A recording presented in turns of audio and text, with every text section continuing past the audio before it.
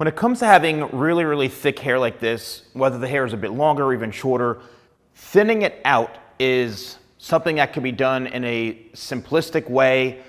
It can be very technical, yes, but I'm going to share with you how I go about approaching thinning out thick hair.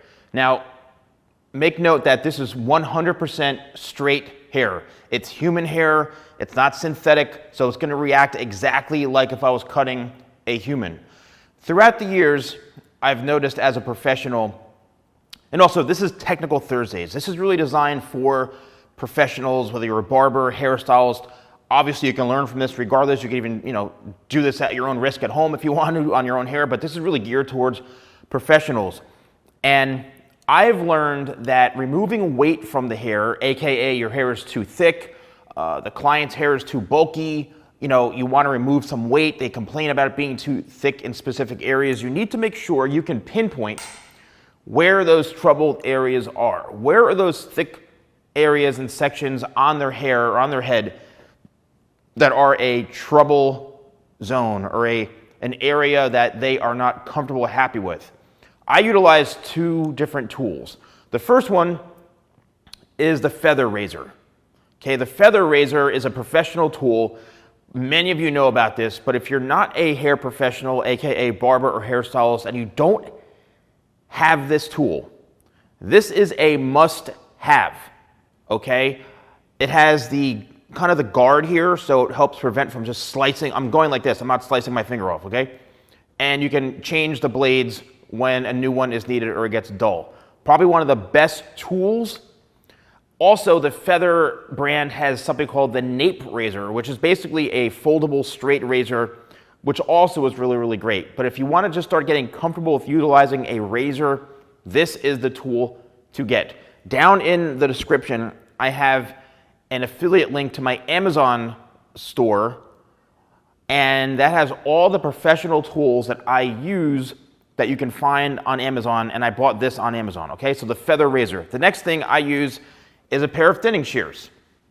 The thinning shears are the shears that basically have, the jagged teeth, all right? And these jagged teeth, what that does is it allows to remove not a whole chunk of hair, but a certain section of the hair, okay? So when I go like this, you can see it's got those jagged teeth, so it's taking out chomps of the hair and removing the weight.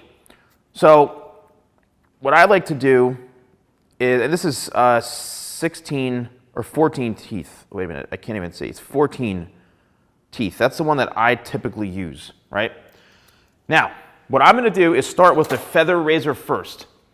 And what I like to do is I like to pinpoint on dry hair where the thick area is. Typically, it's in the corners and sometimes the top. So we're going to start in the corners. Now, what you want to do is I'm right now laying this feather razor perfectly flat on the head. It's perfectly flat like this. Obviously, if you turn it away from you or towards you like this or pointing towards the back of the head, nothing's going to happen because the blade is facing the other way. If I turned it, the more I turn it towards the scalp, I will literally take a chunk of that whole section off, okay? So what you need to do is start by doing a light scraping with the blade pointed away from you and slowly start to bring the blade in until you can feel it removing some weight and you're going to see some hair come off and you go, oh my God, there's hair coming off. That's okay because that's what you're trying to do is remove that weight, all right? So always be constantly combing as well. This has to be done on dry hair. So now I'm going to do something more real time. What I like to do is comb, and then I'll put the comb in and then work the comb downwards like so.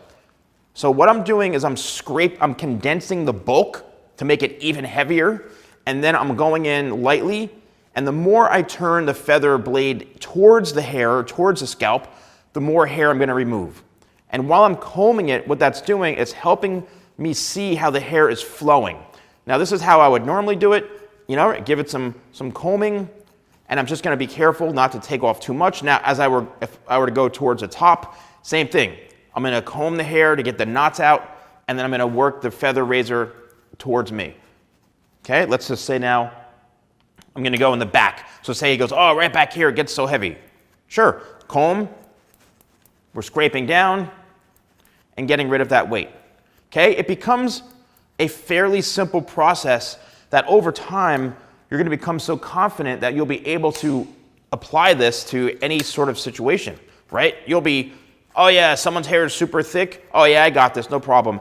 And what happens is, by you scraping out this weight, from the client's perspective, what this does is it actually condenses the bulk. So you're literally removing it. You're scraping that bulk away. How this is beneficial to the client is as their hair grows out, it's not going to grow out poofy or bulky. Once you do this on someone, this is somewhat of an advanced technique. Once you do this on someone, they are going to thank you, because they're going to say, when they come back in 4 weeks later, 5 weeks later, they're going to say, oh my gosh, that technique you did really helped my hair. It's not a poofy ball on the top of my head, or my sides aren't poking out. This was like the most amazing thing ever. Like, my haircut lasted another like week or two because of this, and it still looks phenomenal. So the feather razor literally is a great technique, the way to go for removing weight. Again, has to be done on dry hair. Once you get comfortable doing it, then you're going to be able to go in and be even more creative about just doing spot removal, right? Right here. Oh, I want to just remove some pieces or add some texture right here. Once you can get comfortable with this tool, you can really, really have a lot of fun. All right, next, thinning shears. Now, I do not suggest using thinning shears on curly hair. Curly or wavy hair, because literally it's just going to create a frizz ball. I only utilize this on straight hair. If I want to texturize or remove weight on curly, wavy hair, I'm going to layer it a bit more. I'm going to maybe go in from underneath and do some slide cutting to remove some bulk, but I'm never going to take thinning shears like this and start chopping away. Now, I'll do this quickly on short hair, and then I have a longer hair mannequin I'm going to show you with. So what I do here is I'll either go scissor over comb and just start chopping away like this, and that's going to start to melt away that excess bulk. This is more of like a really, really more aggressive approach, is just going in and boom, removing that weight. Boom. You do have to be more careful with this, because the chances of you taking out more weight, is increased.